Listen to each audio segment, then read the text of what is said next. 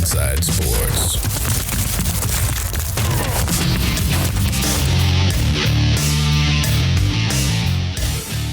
Welcome into this Black Friday post-Thanksgiving gobble WideSide Fat Boy Sports. Woo! I don't know that I needed to say WideSide and Fat Boy. No need for self-degradation. It's like right out of the get-go. The Ric Flair intro. Yeah. Turkey eating.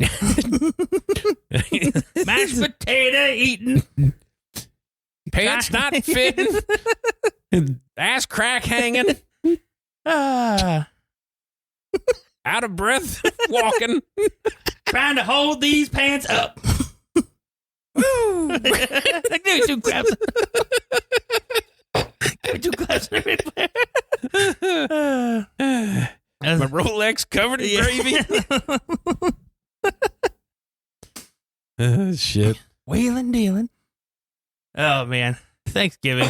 I know we talk a lot off the air, trying to get some of this on the podcast. Yeah. And so a few weeks ago, I think it was this week, we had school Monday and Tuesday.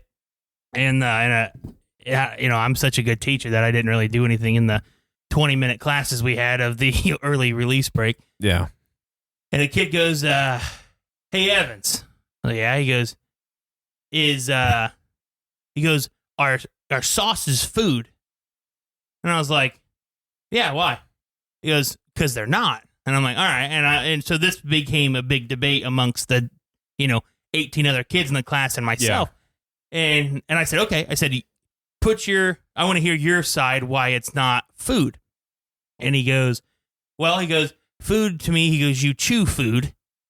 And I was like, okay. He goes, you chew it. He goes, he goes, you cook food, you chew food. He goes, he goes, the sauce I put on, he goes, I know they cook the sauce to make the sauce, but I'm not cooking the sauce. It's already cooked for me. And I went, okay. And he goes, well, so why is it not food? And I went, well, I don't pour it in a cup and drink it. Like it's either food or a drink. And I'm not, I don't put a straw in it and drink it. He goes, well, I don't think it's a drink either. He goes, I was like, okay, well then what is it? He goes, it's its own thing. Because it's a separate category. And I'm like, well, that's not the argument that we placed. You said, is it food or not? And so this sparked this whole big conversation. And then we all agreed that we just call sauce it on its own separate category, that it's not a thing. Like a condiment? Like a condiment, yeah. They said it was more of a condiment. Right. Because it's not a food. It's not he made a great point. It was very well thought out. It's closer to a beverage than it is a food. Because of the liquidity of it? And I'm pretty sure I've seen somebody drink ranch. Well, yeah. I've seen somebody drink syrup before, too. I made a whole movie about it. But I said then a condiment, to me, I'm not tossing my chicken nuggets in ketchup. Yeah, but you drown it in it, though. No, it's a dip. To me, a condiment is a dip. Yeah, but that's not right either. Because is mustard a dip? You dip in your fucking sandwich in mustard? Yeah, if I don't want it on the sandwich. Come on, man. I don't like mustard. You're using the wrong condiment but for me. You're talking. You're right. I mean, if I want to put it on a burger, no, I do not dip the burger in mustard. I'll put it somebody on. Like you, like you're going to put your mayo on the burger, not dip it in the mayo. I'm not going to dip it in the mayo. I'm not a psychopath. Yeah, you are, because you like fucking mayo, like a fucking weirdo. But I've seen people dip. I like the consistency of semen on my burger. And the taste.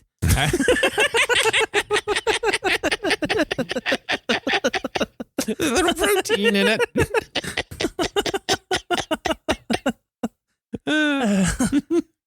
But like, in my mind, condiment, and I don't know why this is where it went automatically, was I instantly thought fries, onion rings, right? You know what I mean? And right. That's where I think I got the dip from. Yeah. But and then they're like, then obviously hot dogs, burgers, stuff like that. Because dips it's its own category. Yeah, of actual if you really dips. Yes, if you're really breaking it down there. But yeah, I just didn't know what your thoughts on that was. Figured it'd be nice. Here's my thought on it. It's not food. Okay. Because you're not, at any point in time, are you going to sit down and, have a fucking bowl of Franks. Yeah. You know? Yeah. Like everything that you put it on, you can eat, but you're not just eating that. Yeah. Okay. That's the way I see it. Yeah. No, I figured that was a fun conversation. Yeah. Yeah. I mean, I understand where you're going. Yeah. I mean, you're fucking wrong. But well, I agreed. We settled it with it's a condiment. It's in the condiment category. And yeah, it's just I was like, yeah, that's an interesting conversation. You know, I've just really had that talk, but the some of the kids' arguments here in health class, we're having the talk. Yeah. Oh yeah, yeah, yeah, condiments. Yeah, it's condiments. A big deal. Yeah, yeah. I mean, it was just a fun. And then I brought up like, since it was obviously Thanksgiving week, I was like, so like, is gravy a food or is it a condiment? Yeah.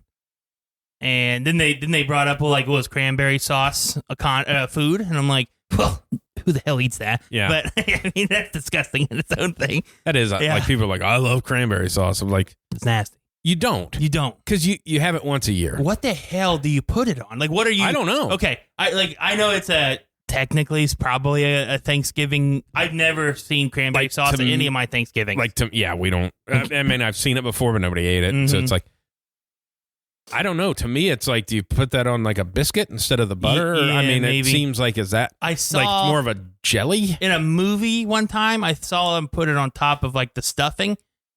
Okay. And I was like, gross. But again, the bread thing, maybe it goes good with a... Yeah, because stuffing is also... It's just terrible. It's good. It's not. It's fucking crushed up bread. Yeah. That's it. And it's wet. Fucking wet bread. I love it. I don't know why. Thinking back to, like, obviously, that being a health class or whatever that you're talking about. I don't know why that just triggered in my mind of the health...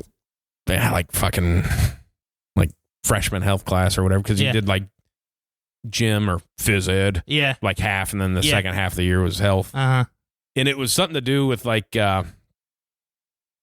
getting energy to fucking run or something, you know, some bullshit like that. Yeah, and it was like a good thing is like a peanut butter and jelly sandwich, and then also putting honey on it. Yeah. It's a real thing. And I understand that. It's like, if you're running a fucking marathon, like, why are you teaching this? Yeah. I never got that. There's not a lot of marathoners in here. I'm going to tell you that right now. I had a buddy who, like during 2 days when I was in high school, he got, and I don't know if it was a sugar thing. I never really asked. I didn't really care all that much. But he would get, you could tell like he just would, basically, it looked like he just ran out of energy. And he was a fast kid and in shape kid, not a big kid at all. But like he would just start to like slow down and get like really lethargic. And then at break time, he would eat the peanut butter honey jelly sandwiches. He'd bring two of those. And this is where it gets weird. He'd bring 2 of those, 2 tomatoes, and a Pepsi. Yeah. And that's what he would drink at the break. And I'm like, how do you not puke? Yeah. One, he's eating just tomatoes plain. Just, that's weird in itself. Then the Pepsi, and then would eat those sandwiches. Like that's disgusting. Because obviously in my shooting bow and arrow at Defenseless Animals, I follow Cam Haynes. He's a big bow hunter. Okay. But also an ultra marathoner, like runs those fucking 200 milers and shit like that. Gotcha.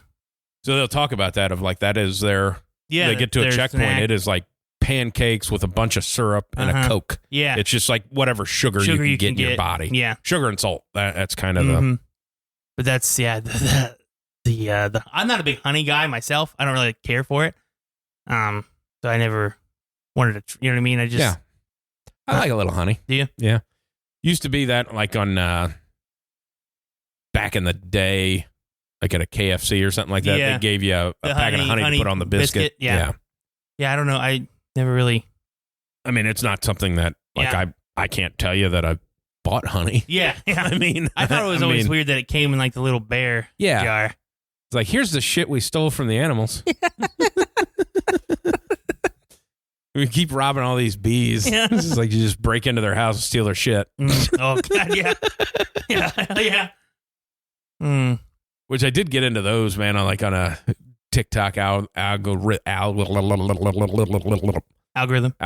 Yeah. Of like just like these massive beehives and people going in to get them. Yeah. of like, I don't know why I found that interesting, but it was like, and then they'd always like, look at this comb, and then they'd start eating it, and like they'd always pull the mask off and get fucking stung on the face. I was like, hey, I mean, what did you think was gonna happen? This is exactly. It's like you're a professional. Yeah, it's those and people unclogging drains. Yeah. On like roadsides. Yeah. Like, and it's always just like somebody doing it for content. It's like, it's never like a public works person or somebody that works for the county. Like, yeah, we're not doing that. Yeah. We put the drain in, so that's good enough. That's enough. We're done there.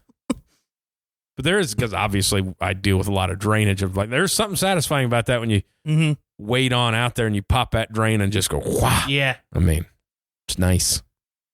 The when we talk about movies on here, and then we usually break them down to make them better. Yeah. I've been doing that a lot lately with the children's movies that have been on the television. Okay. And the Polar Express gets me. It's Jackson's new one of his favorites. He's in the trains. He's in the big train thing now. So obviously around the holidays, it's the Polar Express and trains, and he's into it. I find it disturbing that there's just a random train that comes through towns and picks up small children, and there's nobody like, hey, doesn't feel a little rapey to anybody? Yeah, and that was always my thing. I'm like, they're just getting on willy-nilly. Nobody taught you about stranger danger. We're going to the North Pole, kids. It's like, well, when it comes to Christmas, like, parents are awfully fucking cavalier.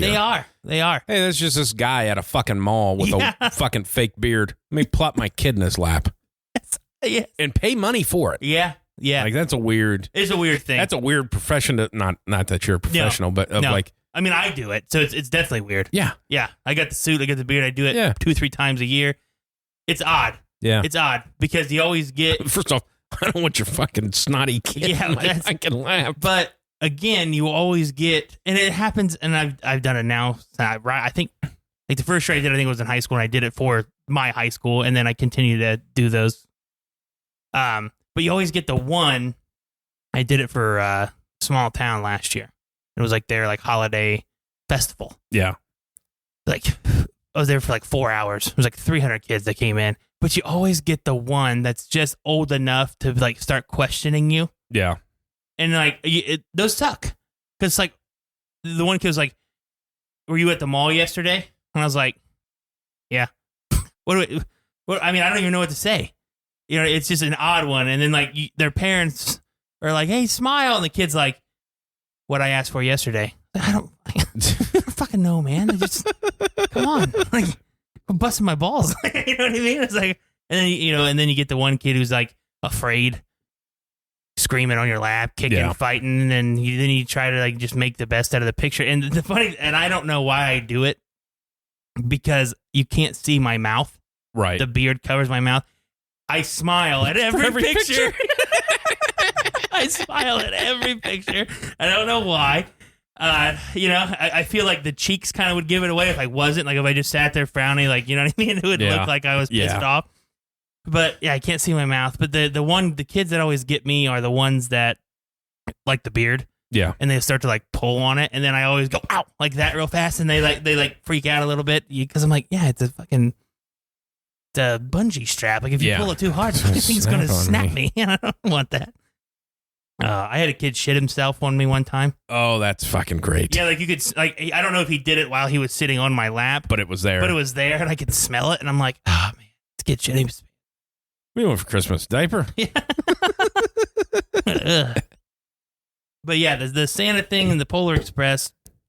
The Grinch one, the little girl just walks up, and I love the Grinch, one of my favorites. And the little girl just... You guys don't know where that little girl is? You can't keep track of your kid. She's just walking up to the mountain talking to this fucking green bear. I mean, been doing it a lot. Yeah. Been doing it a lot.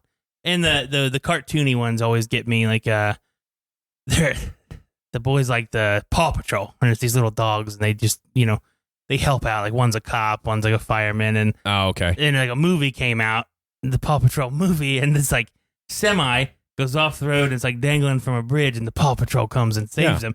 And this dog, who's the police dog, has a cable, and he hooks the cable up, and then self-propels himself down to like save the adult in the semi. And then in my mind, I'm like, who the fuck's going to go with this dog that's just propelling down? In the movie, the guy in the cab goes, "You're a dog. I don't go with you." Yeah. Like he says that. I'm like, thank you. I'm glad that we're on the same page. I feel like you get what you don't have the skills. No, you don't have the skills to do that. What are you talking about?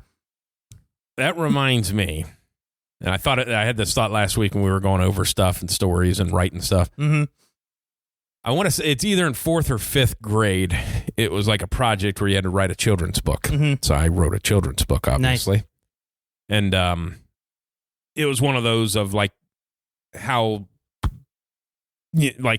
something did something. Yeah. Like, and mine was how the zebra got its stripes. Gotcha. You know, yeah, it's just kind of one of those things. Mm-hmm. And it was like you write the book, you draw you do all the drawings and stuff, and then yeah. we went to like the 1st grade class or whatever, and they got to read it or whatever. Yeah. So mine was how the zebra got its stripes. And I started thinking about this last week, and like I don't know if it would fly today. Yeah. Oh, how the zebra got its stripes? Yeah. Because how I wrote the book, and I still stand by. It's a fucking great book that I wrote, and I should have published it. Feel like I should have won some awards. Yeah. I got a gold star, but whatever. I'm not bitter about it. Child. But, so the premise of the story is obviously it's in Africa. Yeah. And it's this village. Mm-hmm. And every night, like the zebras were black. Yeah. And they'd come in at night and you couldn't see them, and they'd come in and like just kind of trash the town. Yeah. Okay. And then they'd go away, and like they couldn't figure out how to solve this problem. And then there was a kid that had some white paint. Nice. So he went up and caught the zebras while they were sleeping, and he painted white stripes on them. Mm. And then when they came down to trash the town, now we can see them. Yeah. And the zebras knew, so they just quit. Quit messing with the So town. now the zebras got their stripe because they were causing all kinds of fucking problems. Yeah. And you added some whiteness to them. Yeah. They didn't cause some problems anymore. So that was the story. That was the story. But to my point, like it's still a good fucking story, but I can see how that could get turned around. Yeah. Kind of get turned around these days. Yeah. It's like, because I thought about that of like, when I thought about writing that, I was like, I think I could honestly fucking do that and sell that. Like, that's a good thing. But then it's like, this is going to get canceled right out of the gate. Oh, so when it's black, it does a bunch of damage. You add some white to it, and it's fucking fine. It's fine. Everybody loves them now. Yeah, you started going to church. Yeah. So that was a... Yeah. That's a funny story. I mean, obviously, I can remember the whole thing, too, because obviously I did it very quick, you know.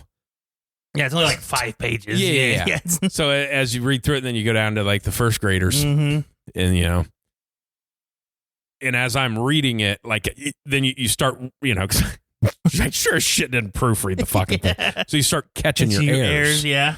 And I remember the kid going like, "Well, I can read it. Can I read it?" And I'm nah. So I'm like reading it, but kind of telling the story because I knew where I'd fucked up. I know where I'm going with this. I forgot some words in here that are pretty important. I mean, there's a whole section on huge cock that this thing has. Just, you know, let's paint that. I remember telling the kid no. Yeah, you can read it. I can read it. Nah, it's all. It's some spelling mistakes and shit in here. Yeah, you don't want to. You don't want to see it. It's going to fuck up your advancement. Yeah, exactly. You don't want to see how the new babies got their stripes. Yeah. That's funny. Yeah, so I like to do that now and just like find the plot holes in the children's movies and things like that. Well, that's really one of those ones of when we were talking about writing shit of like, boy, the fact that we can't just write a fucking children's thing because they are stupid. Yeah. They are stupid. Mm-hmm. And they like everything. Yeah. I mean, it's like the they're like the Trolls movie. Yeah, it's a movie about the little troll dolls. Like you know what I mean? And they sing. Yeah, and they don't even know what those are. No. They don't know why they're cool. It's because they're fucking lucky when you're gambling. Yeah. Or playing bingo. Or playing bingo. I mean, they sing, and that's singing troll dolls. Yeah. Gets their attention. I always caught this on TikTok, too. Like, obviously, when we were kids, there's this girl that does this. If you grew up in the 80s or 90s, you forgot you forgot that you did this. Mm-hmm. And I mean, did all of the shit. Yeah. With like the mechanical pencils acting like you're giving yourself a shot. And like the the one pens that had like the 4 colors. Trying to pull them all out so you can write at the same time, but the fucking hole wasn't big enough. Couldn't do it. It's like, no. And it's just funny of how like, it didn't matter. I mean, I don't know where that girl's from, but I assume she's not from where we're from. Yeah. Just everybody does the same shit. So I remember doing that too. Like Christmas, you'd always get one. It's like, yeah. Man, I gotta pick it. Everybody had the same fucking pencil toppers. Yeah. Yep. Gets a little class store. Fucking teachers ripping us off. You buy these pencils for $2. Yeah. Bitch, you're buying them for 10 cents. I mean, obviously, I work at a school and nobody can remember a fucking pencil. My last class, you know what I mean? My last class of the day, I don't work the second half of the day. I got a pretty good schedule. But, it's right before lunch. Nobody has a fucking pencil. Yeah. Nobody has a pencil. And I said, when I was a kid, you could go in the hallway and they had the quarter pencil machine. You stick the quarter in and you like push the thing in and the pencil falls out. They also had one with like notebooks. And do you remember those? Yeah. The old buildings, stuff like that. You put, and the pencil rolls out and they're like, really? You had that? I was like, yeah, it was like the coolest thing ever. Yeah. You brought a quarter, you come in, you get the pencil out. And I was like, I don't know who filled them. I don't know if the school filled them or what, but. Or there was one teacher that just fucking made a living off children. Yeah. He could have done that. Way upcharging. And it was always those, like the pencils that had a cool design on it. Yeah. Like the NFL pencils. Like you'd have, and like the wood would be, so like the Buffalo Bills would have the Bills on it, but the wood would be blue. Yeah. They didn't sharpen for fuck. No, they were awful. Upcharge. Yep. Fucking cunts. I always got a pack of Broncos pencils for Christmas. Yep.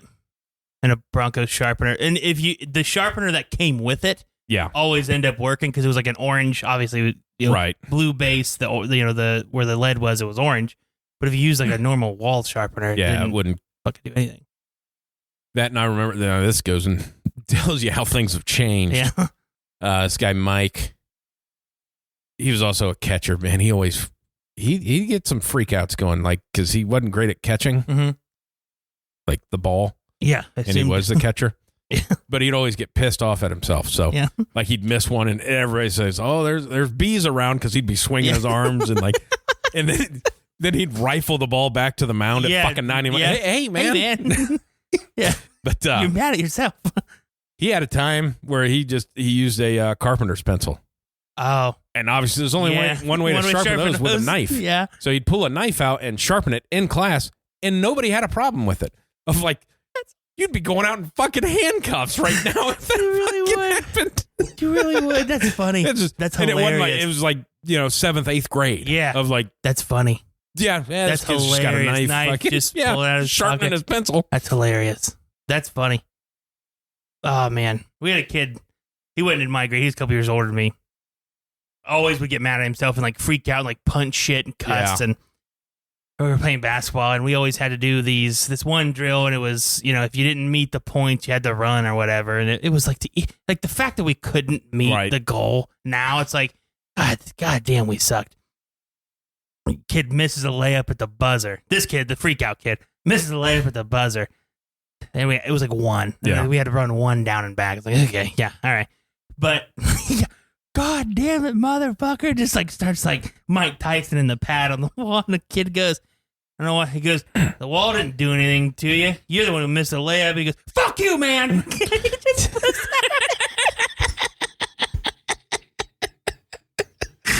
It's like you can't not laugh at him. He's going nuts. He's like, everybody laughing. You guys don't get it. I'm like you're not competitive. Like you're not. You're like there's not a competitive here. You're just a crazy psychopath. We used to. The one year I played JV basketball. It was always at the end of practice, it would go through and like you'd have to hit 10 free throws, and when you missed one, you had to do it down and back. Yeah. And it's the one thing too. Like I'm not good at basketball. I'm a hefty fella, but I can shoot and I can fucking rip 3 free throws. Yeah. And this is like the day before a game. Nice. Nobody can make a fucking free throw, and I mean, fucking nobody. Been there. To the point of like we ran like I'm talking like in the 40s or 50s. Oh yeah. Yeah. of them. And it was just like, but like ripped it off to like 7 or 8 in a row. And then just like hung on 8 and then hung on 9 for fucking ever. And it was just like people are fucking pissed. Nobody can make one. Mm-hmm. And Jim, our coach, he's got that. And nobody make a free throw. We're going to keep running until you can make a free throw. And you sound just like him. That's the funny part. You do. He sound just like him.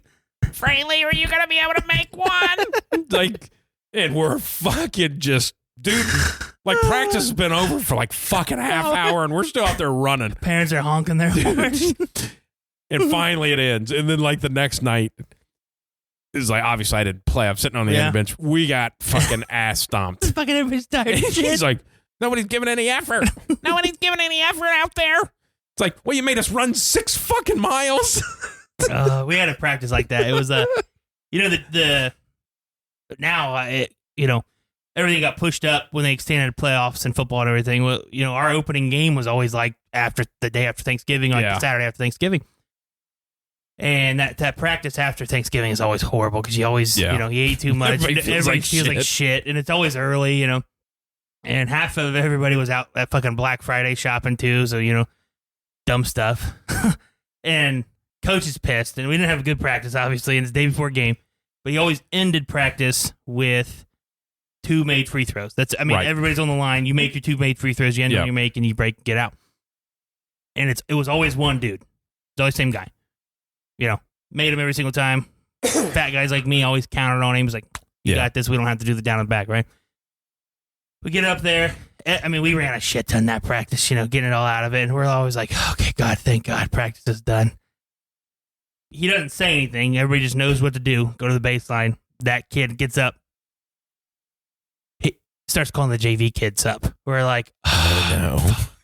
As soon as he did that, I think I threw my hands up and turned around. I'm like, here we go. There wasn't a JV kid who made 1. Like, it was like, you know what I mean? He would give you 1 and 1, and, it's just, fuck. We get to the whole goddamn JV team. Varsity team up. Kid goes, he thinks we're done. He proved his point. Starts at the end of the bench, and then works his way up. Thank God, one of the kids ended up, I think he got tired of watching us run, but he finally called the main kid up.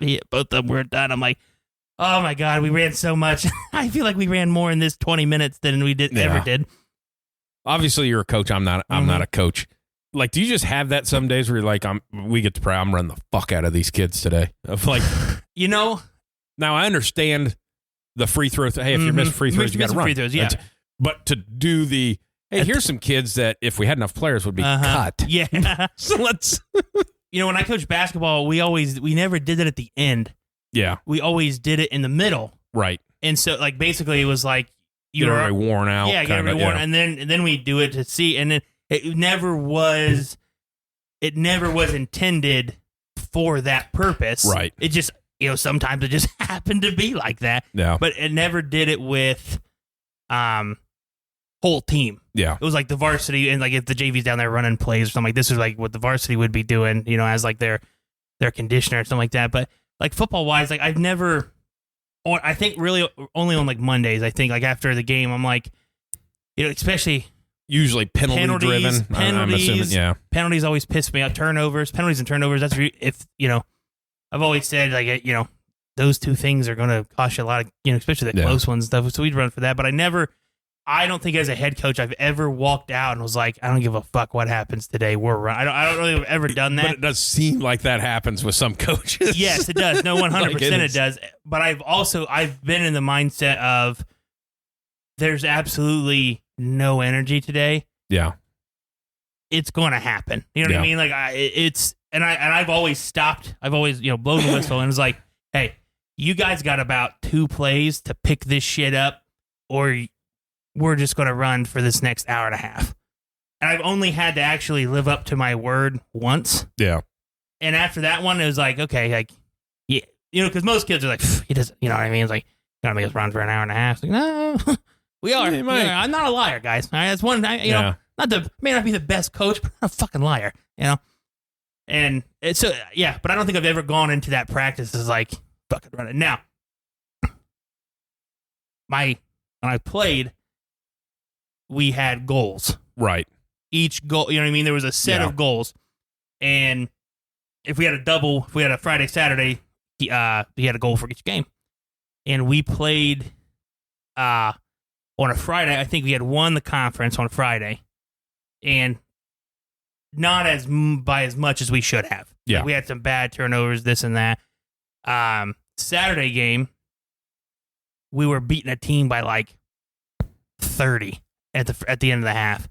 And then we ended up winning by like 7. We horrible turnover, all this stuff. Well, we get to practice Monday, and coach always posted the goals if we made it outside like the locker room door. Right. And we made it. And none of us thought we were going to make it that game. Like, there was like no way. Like, but it would cancel each other out. Right. Like, you know what I mean? There was never a total. So like if we didn't meet our turnover goal, we always fucking out rebounded everybody. Yeah. So you know what I mean? It would always cancel each other out. But he made up this drill. And basically, it was out of bounds volleyball line to mid volleyball line. So you got like this, 5 by 10 rectangle. Right. And it's basically working on turnovers. And you couldn't dribble. You could only pass, but you had a defense in there. Those starters ran. This is not an exaggeration. They probably ran 60 to 65 down and backs because he put the starters, the 4 of the 5 starters in there, and he had the backups playing defense. The backup was myself. Yeah. Another larger, not fat, not as big as I was, but husky. Tall. One of the other kids, and then like a quicker guard. Right. We might have. And then if you didn't, you had to make like 5 passes or something like that, and then you were good. Then you rotate. We may have ran 10. Yeah. We were fouling the fuck out of them. We were, and if you stepped outside that square, didn't count. Run. I'd fucking push people. I remember pushing Hunsaker out of the fucking square like 2 or 3 times. I'm like, no, I'm not fucking running, man. Okay, I will. But this was awful, just awful. At the end of practice, we make our free throws. We're done. And he goes, let's make sure these turnovers don't happen again. He was so mad that we met our goal and we didn't have to run. He just made up this fucking drill to make sure everybody had to run. And it was horrible. Horrible. Yeah, but that's really one of the only really times I remember, like, in his mindset, we were running, that he was coming up with fucking something. Yeah. And he didn't want to he obviously wanted the goals to mean something, so he didn't make us run, even though, like, he could have made us run because we turned the ball over too much. Yeah. Nobody would have said shit. Because, like, yeah, you're right. We didn't think we were making the goals. But I think one of the things he did well is he wanted that to mean something. Yeah. So he didn't punish us. We met our goal. He didn't punish us. So, we knew something was fucking coming. Because, all of us were like, oh, God, we made it. How the hell did we meet those? I remember, like, junior high football, and our Zuver was our coach. He's passed away now. Yeah. He was awesome. Mm-hmm. But penalties, obviously, was a running thing. Yeah. Wasn't a team thing. Oh, the individual. You had a penalty. It was a fucking mile. That's you a owed lot. a mile. That's a lot. I only had 1 in my 2 years of junior high football. Nice. And I only had to run half a mile because I was a center. And I went up and I spun the ball and then took a hand off of it. And it was I didn't know. Yeah. And then the ref obviously explained, hey, you can move with your foot, but as soon as you put your hand on it, you got to stay on it. Yeah. And Zuber was like, well, you didn't know that, so just a half a mile. But I want to say on that format, like I don't think we were a very penalized team. No, that was like that's crazy. That's wild. The fucking hardcore kind of that's funny. The people who've never played center before and it's their first time in a game, because anybody who's ever practiced football before knows you don't play the ball like you do in a game. Right. So I think I'm an 8th grader. We're beating a team, so starters are out. We're on the sidelines. Backups go in. New center comes in. They spot the ball, break the huddle, goes up to the ball, picks the ball up, puts it in his hand to get the grip, and then puts it back down. And flags go. Our coaches are ripping his ass. It's like, that's how I do it every day. It's like, I didn't know. Yeah. Oh my! I've never seen I've seen the spinning thing, right? Yeah. And most refs now, like, they spin it for you, so you don't have to do that. But the kid picked up the ball, put it in his hand, and then sat it back down how he wanted it. I was losing it. And if I remember correctly, I think he had, like, had it in his hand until the cadence started. Yeah. Like, he was still up, like, looking around. And then when the quarterback said set, he put the ball down, and I was like, it was his hand going in and set. Yeah. Like, idiot. An idiot. That was like,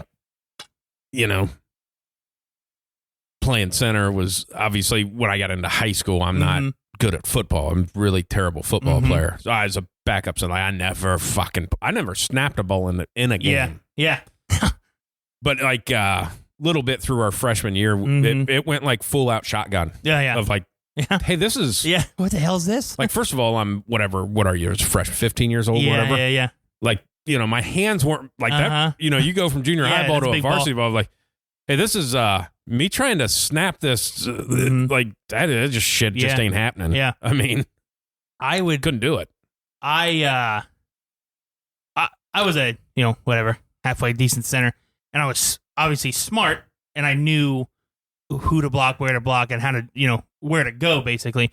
And I was really bad. I would have like 2 or 3 snap infraction penalties a game. Yeah. Because I knew our cadence, and I would try to get a jump on it. Yeah. So I could get, what I mean? I basically just blocked the fuck out of the guy, and I'd be fine. Or like if I knew I was getting up to a back or like instantly, I would, just like the right tackle, right? You try to get that jump off at the right timing. If the quarterback paused in his cadence, I would always have that, oh, fuck that guy. And it was always like a flex, and the ball would flinch. And I'm like, God damn it, I knew exactly what I did. Well, it happened like two or three times in a row, same drive.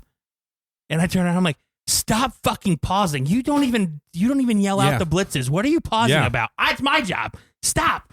He's like, sorry. I'm like, what are you looking at? Like, what are you waiting for? We're not motioning. Yeah. I don't know what the pause is. I know that's not the play. The motion comes in with the play. I know the play. It's not happening.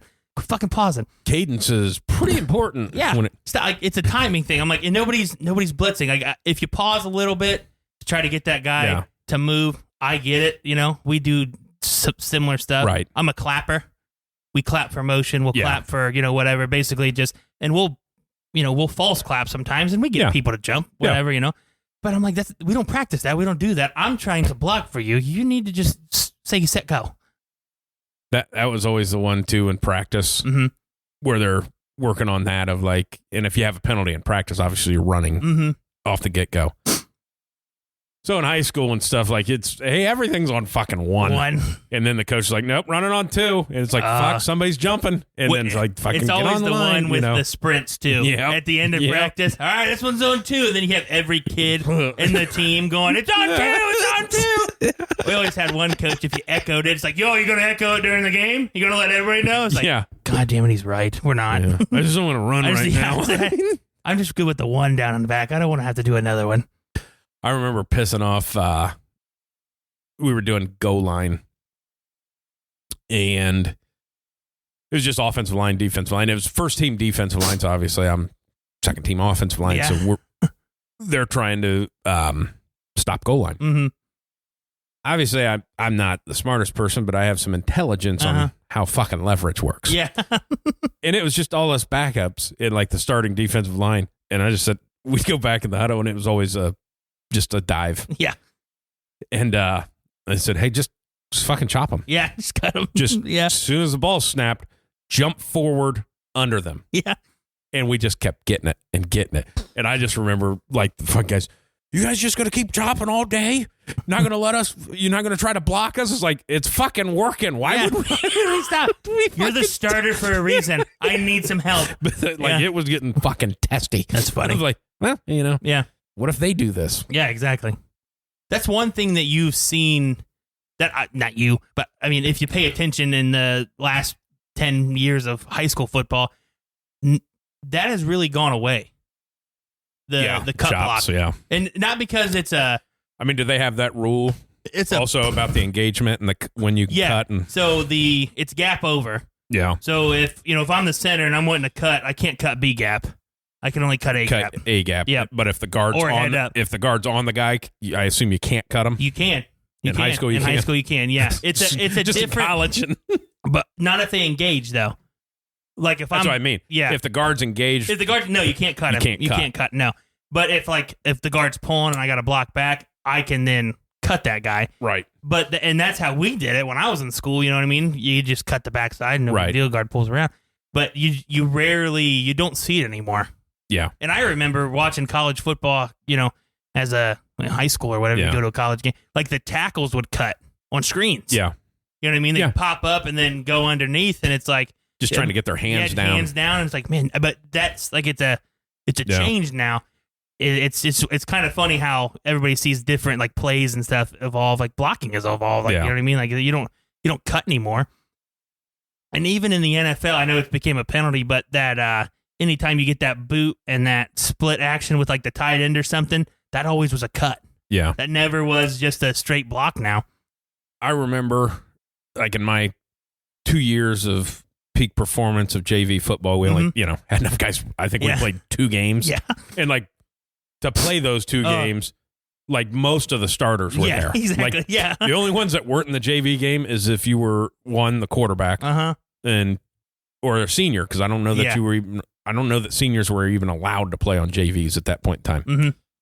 But so we only had 2 games, and one of those games, the other team, all they did was cut all 5 linemen. Yeah, that sucks so fucking bad. Of like, let me pick myself up off the ground again. Oh, yeah. And just keep firing into this leg.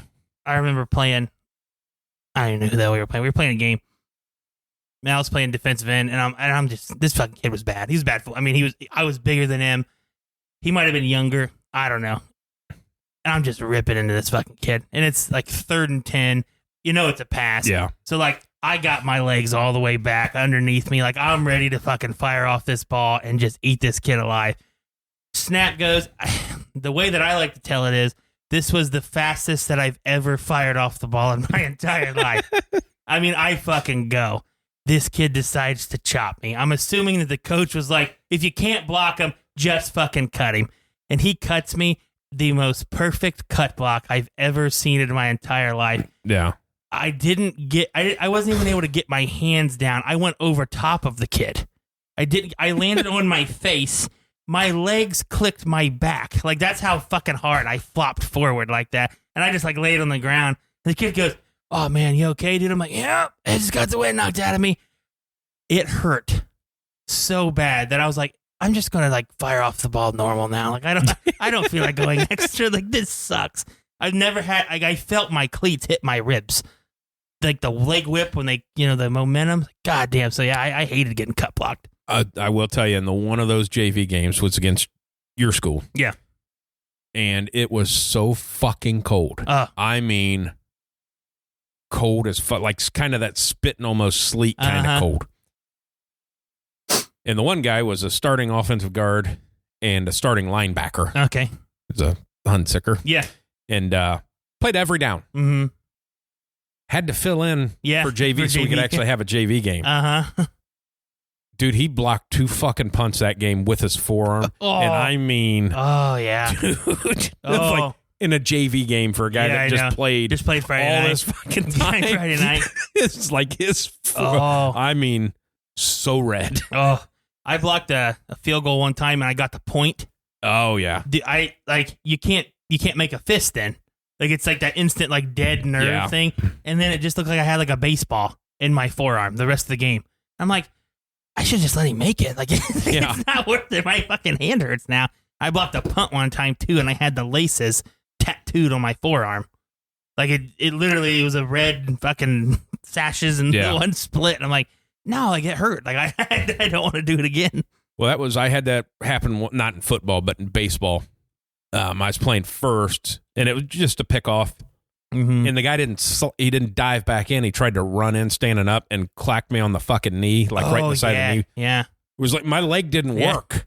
Isn't it weird? Like I couldn't walk of it for like the knee knocker. And now listen to this when people going watching UFC fight. What's that even do? Kick him in the leg. Yeah. Apparently you've never been hit in the fucking when they catch a nerve. Yeah. And like you can't stand up. Yeah. It's funny.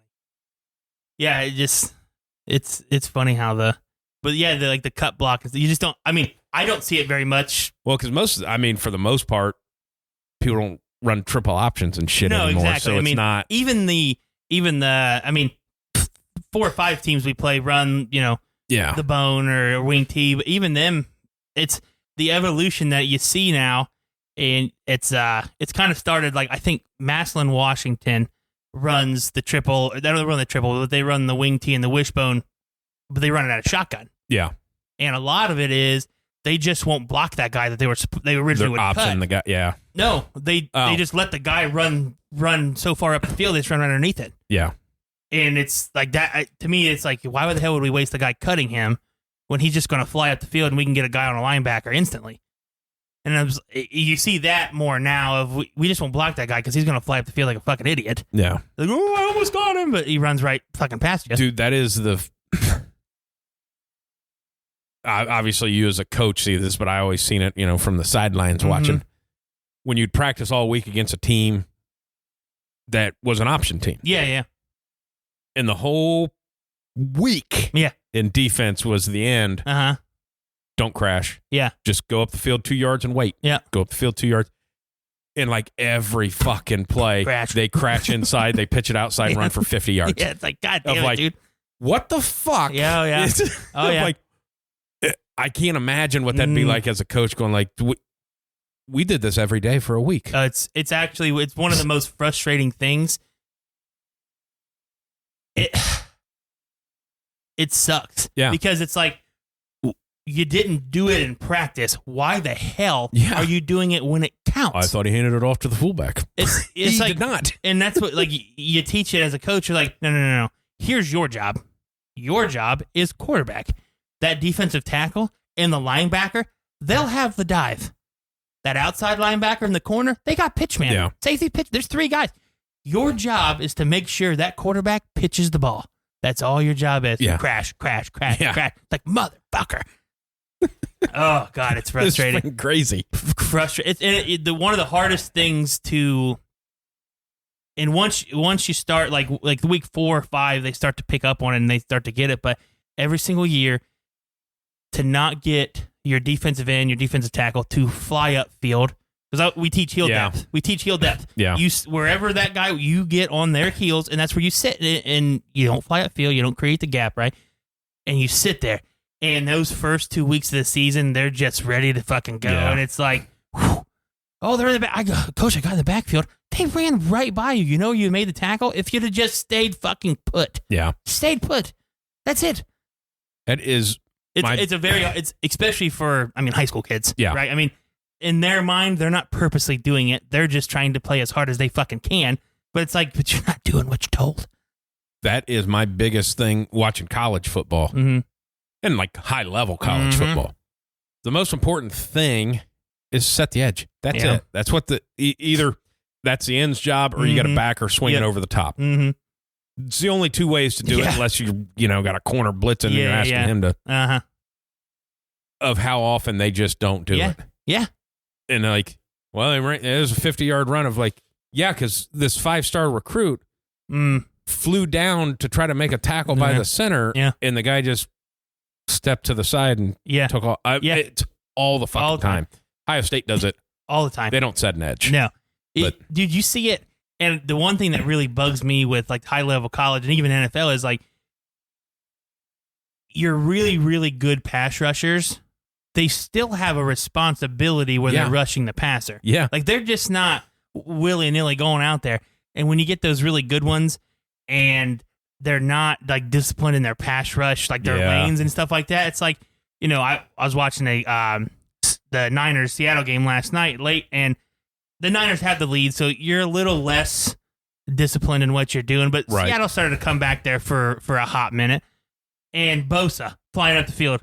Geno Smith just rolls right by him and completing 5-10-yard passes down the field. Yep. But like it was 3 or 4 times in a row.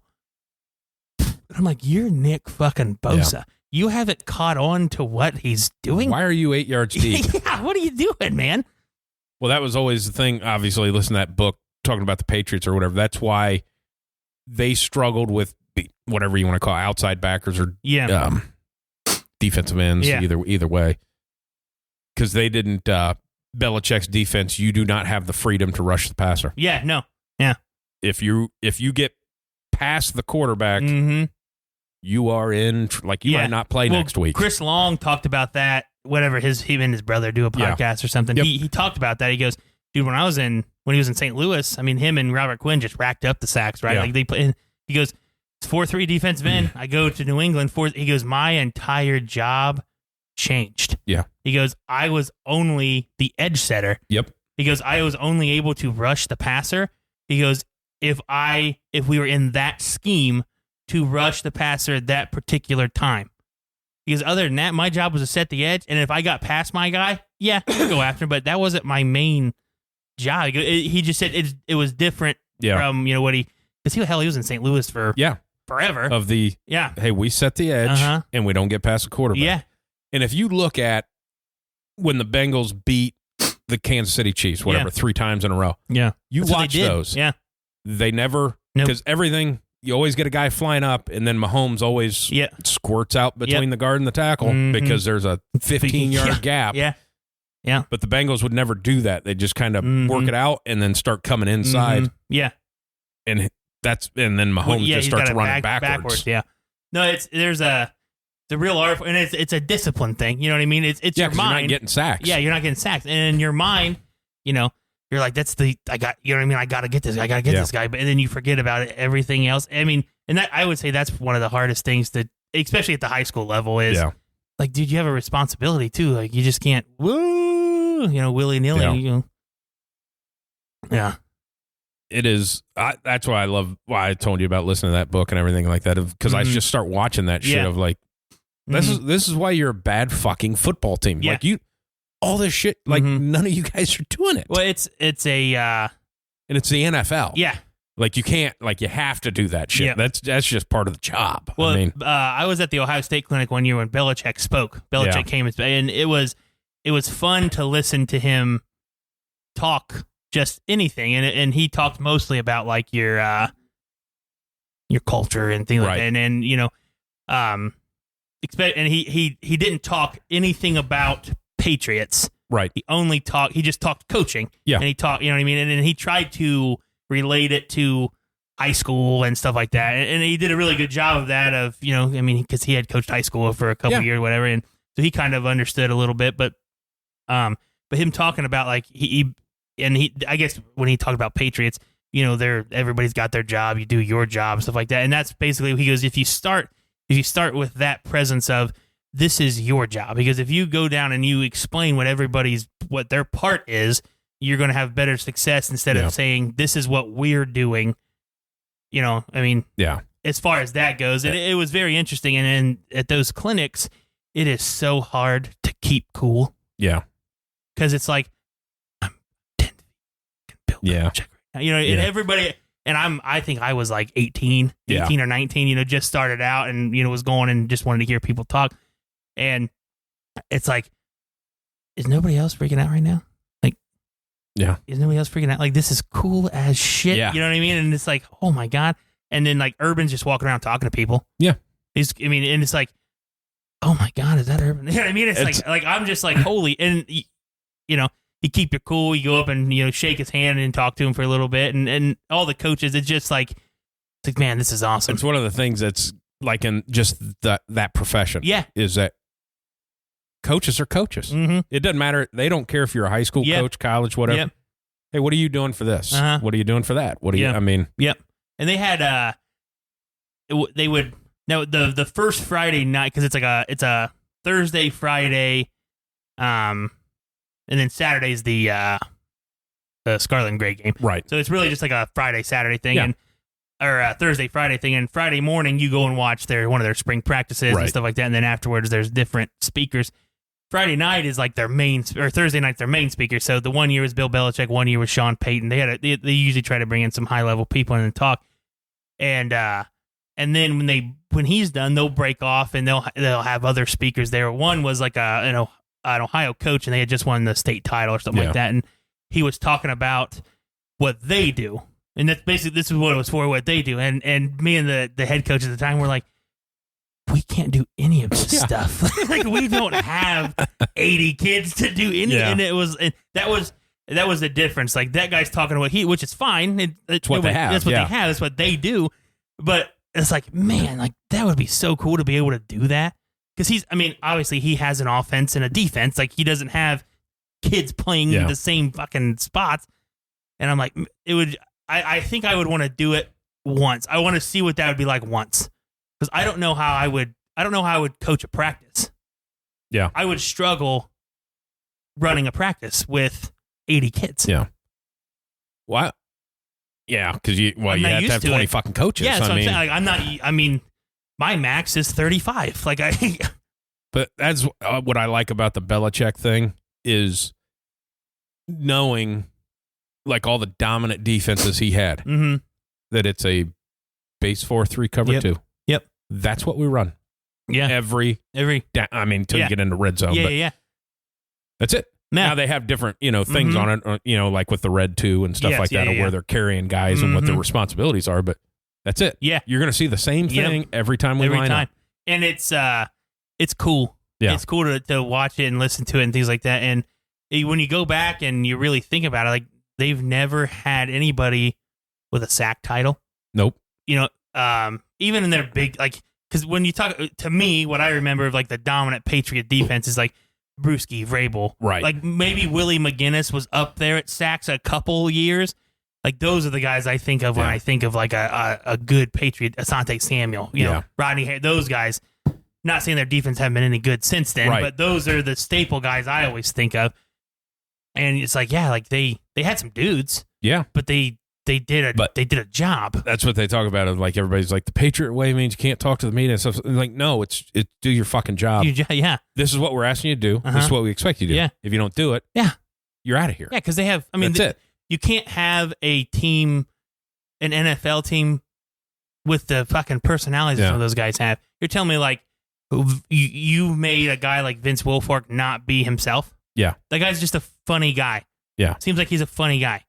You're telling me you're just like, no, button it up. Yeah. The guy, you know what I mean? And he's one of the ones, he was a staple in that defense for forever. Yeah.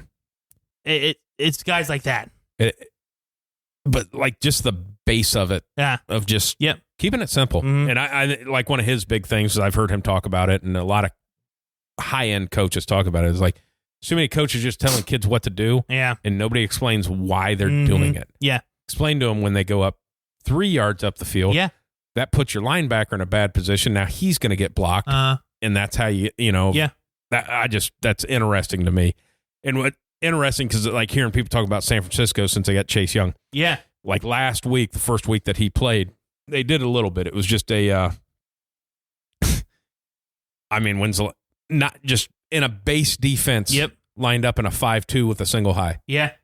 People are like, oh, man, you can't do anything because everybody's got a one-on-one block. It's like, yeah. Other teams can't run that, though, because you don't have those guys. They had a massive defensive line before they got Chase Young. Yeah. And now you just have a fifth guy of like, you can't fucking do that. Are we 10 weeks into the season now? 11 weeks into the season? Yeah. So Collingsworth said it last night. The first 8 weeks of the season, I want to say Bosa had like... It was only like two single, and now like he's had like 12 in the last 2 weeks of just single, no chip, no nothing, because Chase Young's over there. Yeah. And he goes on it, and then so he broke it down a little further, because obviously he does like the PFF thing or whatever. He goes, even when they got Gregory, like week 5, Bosa still started to get less. He's like, not even like, he goes, and he was like, granted, Gregory is still King Rush the passer. He's like, but he's not that. Yeah, we have Nick Bosa. And now whatever you want to say with Chase, obviously he tore his leg up and stuff. And you just flush the Washington stuff, because you don't know the... Yeah, but he was leading the league in pressures there for a while. But it's like, you have Nick Bosa, and you just brought in another guy that a lot of people thought was better than him. Yeah. It is just a freak in his own nature of like, Jesus Christ. Yeah, exactly. I mean, no, that is what's so upsetting when you look at San Francisco. And people are like, well, we got salary cap problems. Like, they have fucking superstars at every position except quarterback. Yep. but they're still paying for the quarterback they drafted. So they're paying multiple quarterbacks. Yes, yep. And they have McCaffrey. They have Bosa. They have Young. They have fucking Debo.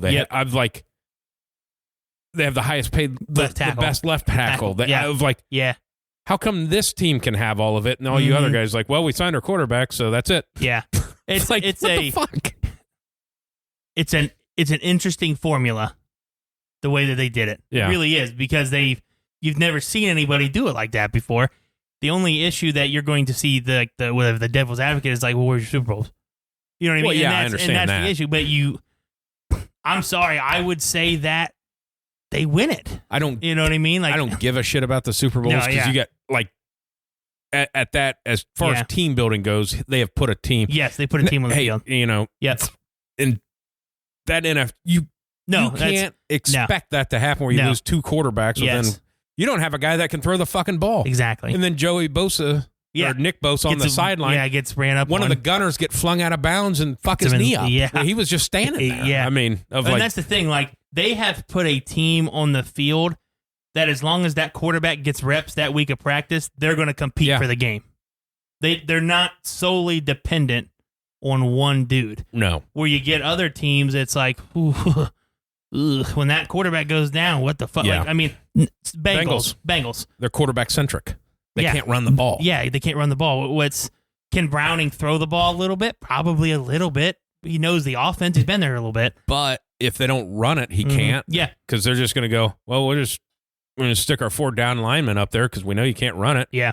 And good luck throwing against 7 because we don't think you can do that. Yeah, exactly. Most NFL quarterbacks can't do that when you drop 7. I mean, that's just... I think, as sad as it is for Burrow to be done and that the season's over, now it's just one of those ones of they're going to win 3 games and end up with the 20th pick. Yeah. Of just, Yeah, shut it down. Try to get your guys their numbers, hit their bonuses, and maybe get the 6th pick. Yeah. The thing with the Bengals is, and this is why I was sad to see him be done, I wanted to see them push for that playoff spot. Yeah. I was because I like Joe Burrow, I just like his competitiveness, man. Yeah. He seems like he just wants to fucking win. Yeah. And that's awesome. So I wanted to see them go after it. I wanted to see them because I think they beat the Ravens. That's my personal opinion. I think they beat the Ravens on that Thursday night game. And it's man, oh man, this sucks. I wanted to see where their defense got to. Yeah, I wanted to see it. That was the only thing at this particular time. Their defense. I mean, they replaced damn near your whole back end. Yep. Well, your whole middle of the field. Middle of the field, yeah. But but the Chiefs struggle with that. You could have went on a run again of yeah. But now the cool thing of it is now you get to look at Zack Snyder. You don't have Joe Burrow. Zach Taylor. Zack Snyder. He's going to be out there directing a fucking 6-hour movie on Joe Burrow getting hurt. A fucking loser. But hey, can you design a run game? Because you're going to need to run it 25 times. And you only tend to like to do that about 9. I think that's my biggest issue with him is the running game. They just give up on it. They give up on it. And, it's not I don't think he should be fired. No. But there needs to be some kind of thing where you sit him down and it's dude, you need an actual coordinator. Because you need somebody to be able to design some plays here, design some running, and to stick with a running game. Because your offense is okay, we'll run the ball first down, 3 yards. Run the ball second down, 3 yards. Well, we got to pass. Then we'll pass it 9 straight times. Yeah, and it's what... I don't get his formula of, and there's no progression plays. Yeah, you know what I mean. There's very little play action, and when it is, again, it's out of shotgun. Yep, it's very hard. They're not deceptive. They should now be deceptive because they don't have Burrow. Right. So you're where's your progression here? Where's your same formation?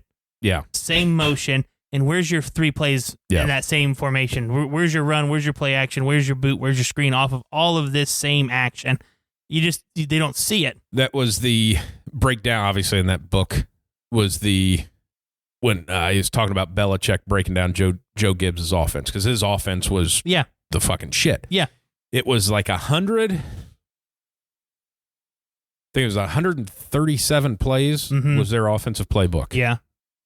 But it was 3 runs and 10 passes. Yeah. That was it. Uh-huh. And everything else is just a variation of those 3 plays out of different formations, different of like, that play should have 4 formations to run it out. Yeah. Yeah. But it's the same way that you get with now. Kansas City's changed that a little bit in the years past because they ran the fuck out of the ball the other night. Yeah. But it was hey, we're gonna come out here and nickel, and because we know you're just gonna get bored with running the ball. Yeah. We're gonna let you get 5 yards of carry, and we know that that you can't stick with it because you were like, well, we need to throw it. Yeah. Got to get a shot down the field. Got to get a shot down the field. Yeah, and it's before we get too deep, I guess we can talk about NFL first, since we're on it. But the Chiefs are in a weird predicament now because the passing game is failing them. Yeah. And they have very capable running backs. Extremely. Pacheco is fun to watch. Nobody runs harder than that guy. No. He hates the ground. He does. He hates grass. I mean, yeah. And then Allaire is a nice little mix-up back. Yeah. And then they still have McKinnon, who can kind of come in and be a little... He kind of looks like a bowling ball now. He does. He's got a little chubby, Jeez, man. But again, their passing game is failing them, and it's not... that it's drops. A lot of it is drops. But Mahomes is not putting it on them like he usually does. And there's nobody else. Uh-huh. Like, because obviously with the whole Taylor Swift thing, everybody's like, well, he's going down there and he's not doing this and he's not doing that. And okay, watch the game. Yeah. The one time there was 3 defenders around him. Yep. He's getting double teamed every play. So you're just not going to be open. And there's nobody else. Yeah. Because nobody else. No, every defensive coordinator is like, we're not letting Kelce beat us. Yeah. Scantling.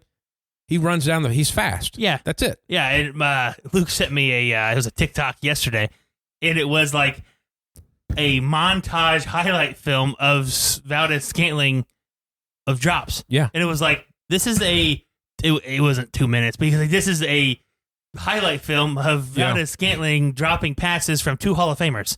But he does that, and then like he'll have 3 or 4 drops and then a catch. And then he'll make some stupid fucking catch that just like nobody else can make. Yeah. And then it's like, what are you doing there? I'll tell you the one that gets me with that is even watching the Packers yesterday, because they had a bunch of drops. Yeah. How they're going, well, they're just inexperienced at the wide receiver position.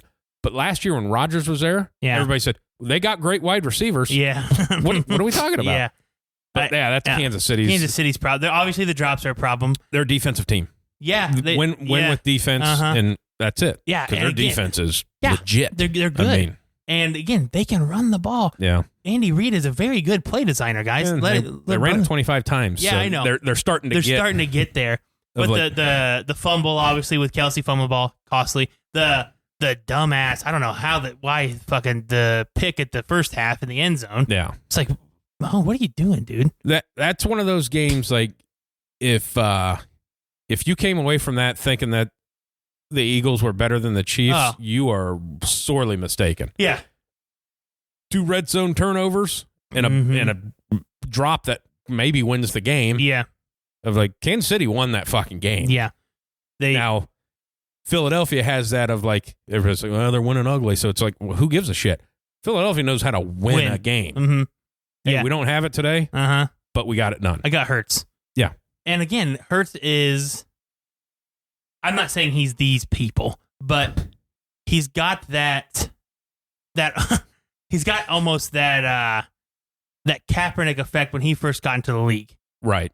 It's like nobody, but it's the running quarterback is what I'm trying to say. Like he's not a running quarterback, but when he does, you don't fucking realize it that he's going to do it, and he's good at it, and it's and that's what costs a lot of defense. Yeah. But, I mean, he had 2 touchdowns himself. I mean, running the ball, it's like he only had, I think he ran the ball 4 times at 29 yards with 2 touchdowns, and that's their whole base. Mm-hmm. Philadelphia lines up; they want to run the ball. Yeah, because all the passing that gets done from them is 10 to 15 yards to 30, Yeah. it's down the field. But like if they're not running the ball, those aren't there. It's not there. And then I think like the new playoff team that's coming in, like the Broncos are. I think they're gonna. Their schedule's not out of whack. No, their schedule's not out of whack. They got. I mean, it's God. They have the hardest fucking last place schedule. Yeah, it sucks. It's like, oh my God, what the hell happened? This is supposed to be a last place schedule, and all of the last place teams decided that they were going to be halfway decent this year and really fuck them over. I mean, they got the Browns and the Texans the next 2 weeks. If you look at the beginning of the season, you're like, those should be okay. It's like those are going to be tough games. The Browns defense is absolutely absurd, fantastic.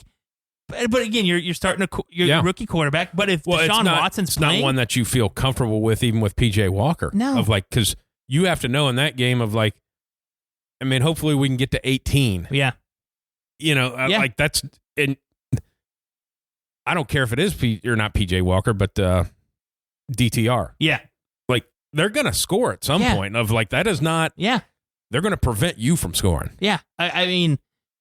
The teams that the Broncos have beat, and they're like, oh, those are really nice. You see the teams that they lost to, it's like, what the fuck happened? I mean, the defense, I don't like him. I wasn't happy with the hire, but he's done something. They've done something well over the last 5 weeks. Yeah. They figured something out, and I mean, credit to Vance Joseph and Sean Payton to figure it out. But my God, was it bad those first few weeks? And something changed. I don't know. I couldn't tell you what. I couldn't tell you. But something's changed, and they're turning the ball over. So they play the Browns this week? Yeah. Yep, Sunday. This is an interesting game for them because in this, like, Russell's going to have to throw the ball. Mm-hmm. And that's kind of what they've been not doing. Yeah. Of like, you're going to throw it 20 times. Yeah. But in positions that is not going to hurt us. Yeah. I mean, he was the Vikings game the other day. He was like 25 of 31. I was like, fuck, 25. Like, he had like 225 and a touchdown. It's like, it's not great. No, it's not great at all, but it's winnable. But it's winnable. I mean, before the last drive, he threw the ball 25 times. Like, this is a game where, because, you just got to assume they're not going to be able to run the ball. Yeah. Like, this has Denzel Ward pick six written all over He's not. I don't think he's playing. Well, he might. Just in a wheelchair. Yeah. No, but again, Browns, Texans. You play the Chargers twice. Yeah. Left. I mean, like, they put up points. Yeah. You got the Lions, the Patriots. The Patriots aren't any good, but they're still going to be competitive. Yeah. You never know. They're an NFL team. But what do you think you got to get to? 9? I think so. In the AFC, I think you get to 9. You're probably going to. But again, you play Browns, Texans. They're in the playoffs right now. You beat those two teams. You then jump ahead of them. I heard this stat too, obviously, because you're playing one this week. Yeah. Currently, in contracts, there is $1 billion of injured quarterbacks not playing. Wow. Over $1 billion. Wow. In contract. Wow. With their guaranteed money. Everything. Wow. That's crazy. Yeah. And then it's like, well, you got Deshaun, you got Rodgers, you got Burrow, you got Cousins. You have Jesus Christ. Jesus. Because that was talking about what will they do. And it got into like with the Tom Brady talk about how football's gotten soft and they're offensive centric. They don't let the defense play. You're not allowed to work on anything because they're not allowed to practice. Mm-hmm. And he's like, they're getting away with stuff that they shouldn't be getting away with. Yeah. And it's like, yeah, and you did all this stuff to protect quarterbacks. Yeah, and then you have they're still just getting hurt. Like, even more so. Of like, it's obviously not working. Yeah, I mean, they're getting hurt with like the non-contact shit, though. That's the weird part. I mean, this is the most Achilles, I think. I mean, it's not just quarterbacks. There's like six dudes out with Achilles issues. Just think about that. Think about if the Ravens had J.K. Dobbins right now. Yeah. How stupid that would be. Yeah. Because hell, even with him coming back from that ACL last year, you could tell he wasn't right, and he was still running away from people. I mean. Yeah. So it's an interesting playoff picture coming up here through because, I mean, you got the Texans are that 7th place. You got, I mean, Browns, Steelers, those guys, Ravens, you're going to get, 2 to 3 AFC North teams in it. Well, that's going to be I'm interested with what the Steelers do against the Bengals. Yeah, with the firing of the offensive coordinator. At the end of quarter one, the Dolphins are up 3-0. Yeah, I saw that. Fucking barn burner of a game. But yeah, I mean, it's been a fun last few weeks for me. I mean, they said it, and I knew it'd been a while. But with the Vikings win, it's a 4-game win streak. First one since 16. Yeah. And I'm like, I know it's been a while, but you know what I mean? You don't go. It was the first 3-game one since 18 when they beat the Bills. Well, I can tell you right now because they're done with Kansas City, right? Yeah, they're done with Kansas City. Done with that. So. They got the Raiders. They got the Chargers twice. Raiders one more at the end of the season. Yeah. Yeah, I mean, hell, Chargers might be without a coach by that point in time. They should might be. For fuck's sake. That's where Jim's going. I gotta assume, or Bill, when the fucking Patriots fire him. What the fuck are you thinking about? But not that's came out of the building, but how is that even a conversation? Yeah. But no, it'll be an interesting last few weeks here. Yeah. It's that time. It's after Thanksgiving. I know, it's fun. Now it matters. Now it matters big time. Yeah, but the Steelers, it's like, and I saw something on Twitter, obviously, after he gets fired. I was like, what took so long? I was like, yeah, I understand. He's been awful since he got the job. I get it. He was awful last year. They were awful, but they were 6-3 or 7-3. It's hard to fire a coach when you have a winning record. Yep. It's easy to fire a coach when you suck. Yeah. Easy. He's the problem, maybe. Yeah. But that coach also is like, I'm next if I don't fire you, so you're fired. Yeah. And so I get it, but that's what took so long. It was that turning point of we should have won this fucking game. Yep. And it's because the offense is bad. It's time now because we have 4 losses now. We're a playoff team. It's time to revamp. You know what I mean? It's time to make a change. We got to see something because we're not going to keep skating by the skin of our teeth. Well, that was the same. Like I sent you that next gen stat from 2 weeks ago. Yeah. Did I send you this week's? Mm-mm.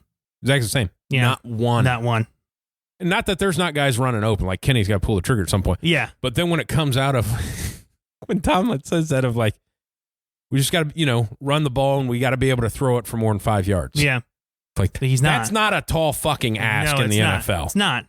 But you're not doing it. Yeah. You're not even running plays to do it. But and then the one they were talking about, it was a swing pass out to the running back that lost yards. Yeah. And shit, I just blanked on who's their number 1 receiver. Johnson or Pickens? Which one? Might have been Pickens. Uh-huh. Who's the best one? I don't know. Whichever one. Pickens is like the deep threat, I guess. Yeah. Yeah. So he was 1-on-1 on the other side with like a 15-yard cushion. And it was like 2nd and 8. Yeah. And he just runs a slant wide fucking open. Kenny never even looked. He just turned directly left and threw it to like.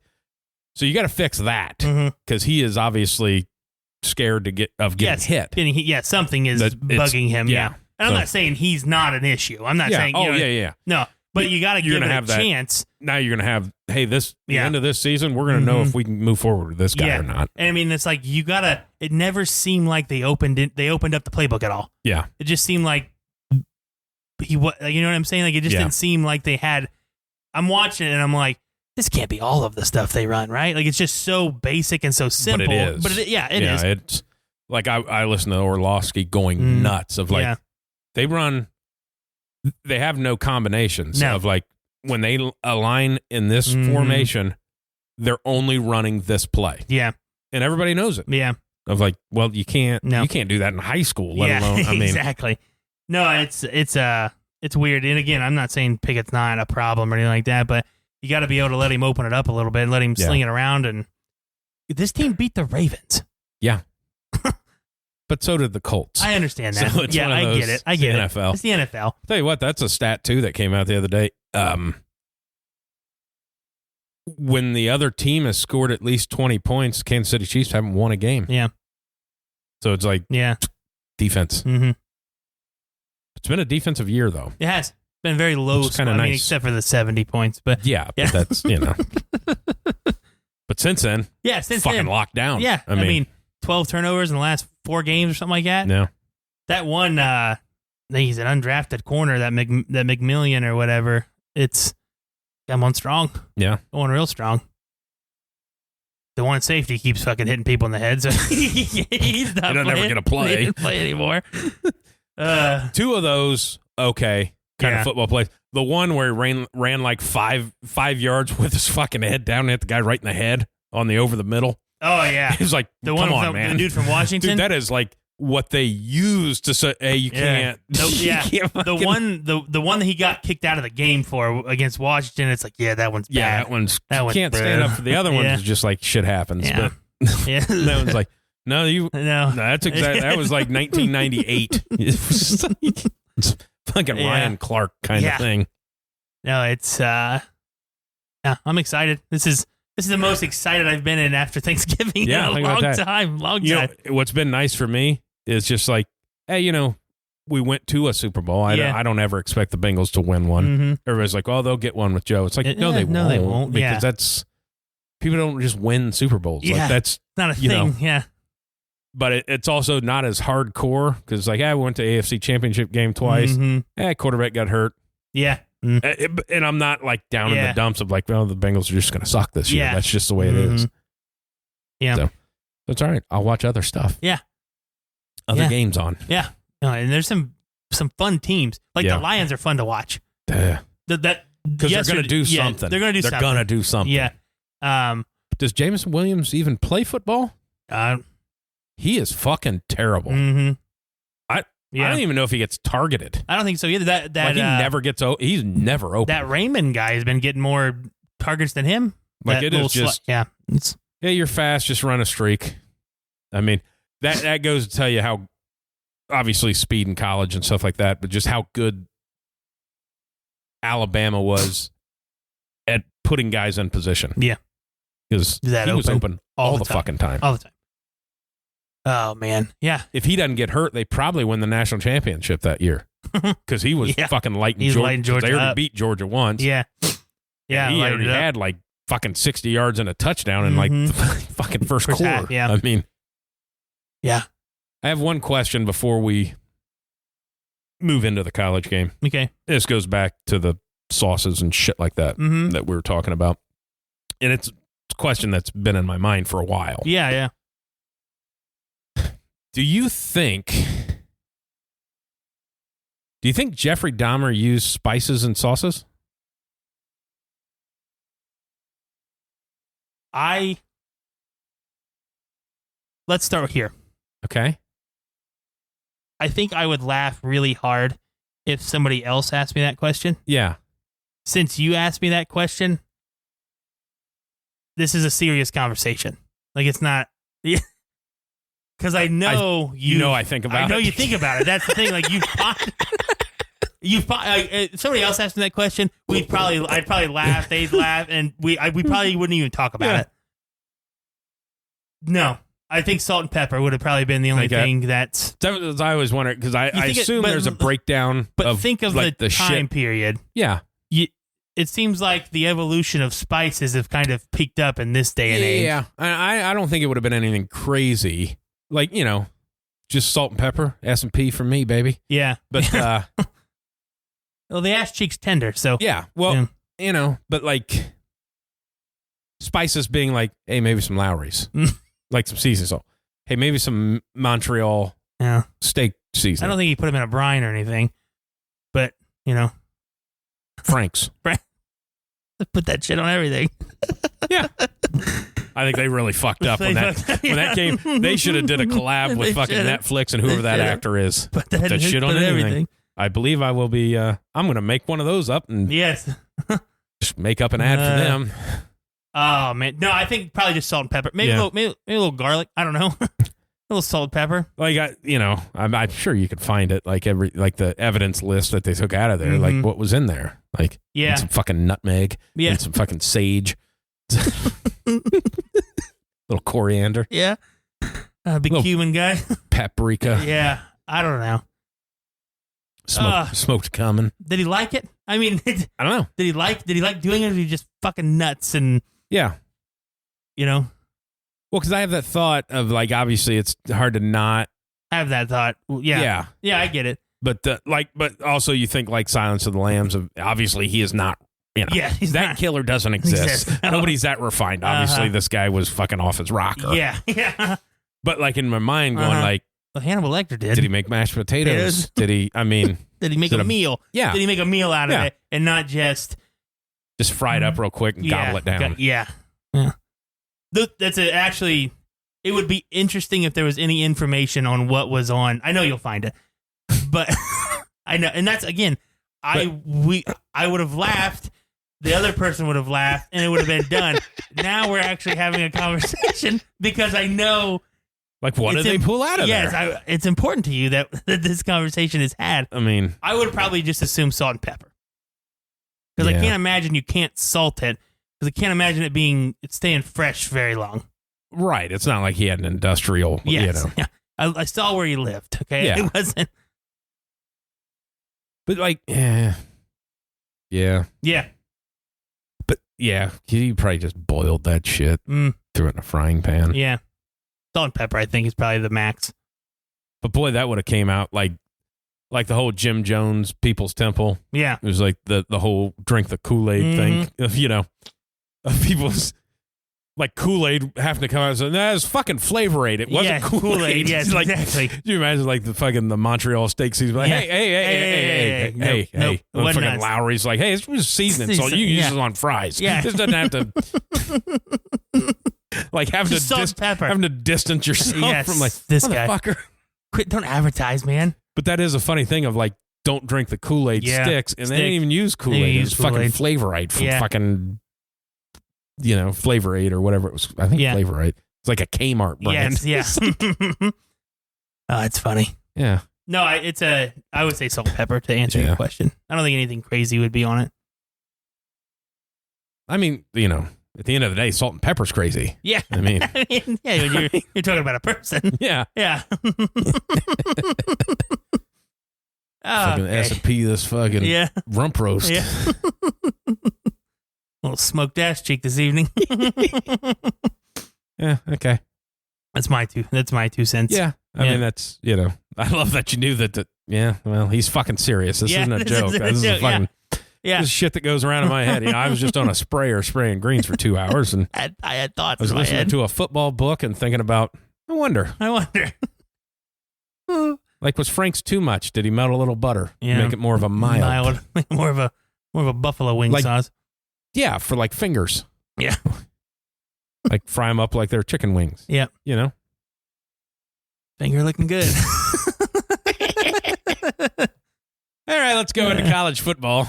I think there's only 2 games to talk about.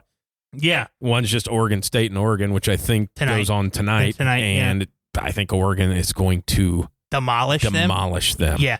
I would say Oregon demolishes them, 1, because Washington demolished them, and 2, Oregon's defense is just better than Oregon State's offense. Yeah. I mean, bottom line. Yeah, you got a rivalry game. I don't think you're going to see it. I don't think you're going to see Oregon just beat the fuck out of them right off the bat. Like, first quarter is going to be a little tight. And then you just see Oregon kind of it's still a rivalry game. And that, like, weird shit does happen in that one. That's one of those. But it's not like the Washington game. You knew there was going to be weather. Mm-hmm. Washington's defense is horrendous. Yeah. And Oregon's defense is good. Yeah. Oregon State's defense is good. Uh-huh. So now you flip that of like, well, Oregon has a really good offense and a really good defense. Mm-hmm.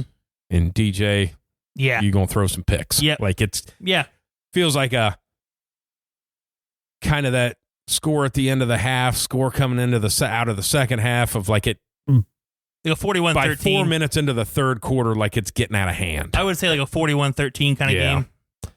Close through. Like it's 20-13 at half. Yeah. Like a late score at the half puts them up, and then it just like Oregon State doesn't score again, and it just turns into a little bit of a mess. And then the other game we're talking about is Iowa, Nebraska, obviously. Yeah. It's the only other one worth talking about. They're playing right now. Are they? Yeah. I assume. Boy, it'd be nice for Nebraska to get bowl eligible for once. Yeah. But 3-2? No. Iowa 13-10. They won. Oh, it's already over? Yeah, it's over. I think they started at noon. Start at noon. Yeah. All right, no bowl game again for Yeah. Yeah, no bowl game for old Cornhuskers. Yeah, 13-10. Fantastic. So anyway, Saturday's game, the greatest rivalry in all of sport. Yeah. Yeah, I mean, I think we can both assume that. This one should be fun. And I'll just say that. It should be a very fun game. Really? You don't think it'll be fun? It's going to be fun. I think it'd be a fun game to watch. Fun game to watch there. This would be the first time that I can really remember where coming into the game, besides one particular player, I guess, you're seeing media talk about the defensive side of the ball more than the offensive side of the ball. Yeah. You know what I mean? I can't remember in, recent years where the defense was brought up more than the offense was, and particularly any college game, you know what I mean? But these, they're two defenses, they're both playing very good football. Right. Completely different styles of defense, completely built differently than each other, which is kind of cool how good they are, and they're not the same at all. I mean, Michigan they're beefy up front. They play a lot of defensive linemen.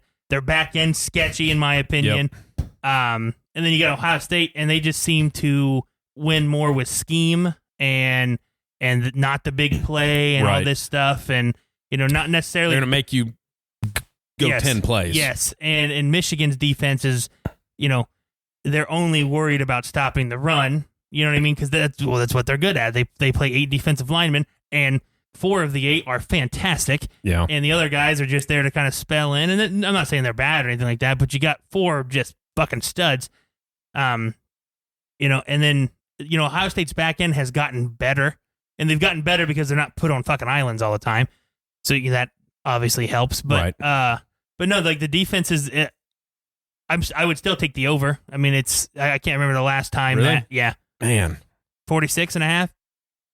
Yeah, I know. It just seems like the way both offenses have been playing. Yeah, I mean, in a way that I would take the under on. I think I looked today. I think McCarthy's over under is like 236 or something like that. Yeah, I would take the under on that. Yeah. I can imagine him having 236. I think they're gonna pound it. Yeah, why wouldn't they? Corum's back. Yeah, and Edwards. Yeah, I haven't really heard a lot of Edwards this year, but Corum's fucking good. Not like they've been running it all that well. Yeah, they haven't. No. Their offensive line banged up. Yeah. So it's and that's why I say it's going to be fun because of those. It feels like a different kind of game, where at the previous years, it's like, you talk about Stroud and Fields and receiving core and all this. And you don't talk about receiving core with Ohio State, even though they're good. You talk about one particular receiver. But in my opinion, Abuka and Stover are going to have games to win this football game. They're the keys of the game. Yes, they are keys of the game. Marvin Harrison is absolutely fantastic, and he's going to get all of the attention. Yep. All of the attention. To me, the way to beat Michigan, if you're Ohio State, take a little playbook from Maryland, a little up-tempo here and there. Yeah. When you go up-tempo, don't fucking sub.